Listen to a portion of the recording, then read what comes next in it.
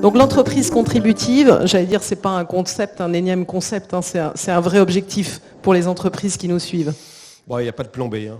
Je sais qu'il y en a beaucoup qui veulent aller explorer d'autres planètes dans l'univers, mais je pense qu'on va devoir vivre avec la nôtre encore pas mal de temps. Alors les entreprises ont tardé un peu à s'y mettre, faut reconnaître, pour tout un tas de raisons.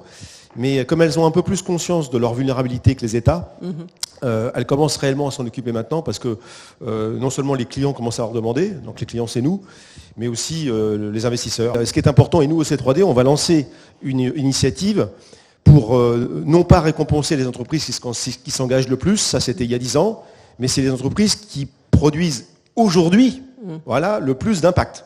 Lorsqu'on prend le temps de comprendre les mécanismes qui sont en jeu et surtout les ordres de grandeur.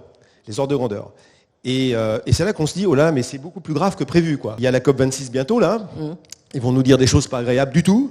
Et ils vont surtout nous dire que pour les 1,5 degré de l'accord de Paris, c'est déjà mort, c'est ça ? Il n'y a plus que 1% de chance. Bien sûr, développer les ENR, bien sûr, à condition qu'elles se substituent vraiment à des systèmes de production fossiles. Il y a beaucoup d'idées fausses qui circulent sur tout ça. C'est que on se dit, la France, on a une énergie décarbonée, donc c'est formidable. Mais c'est faux.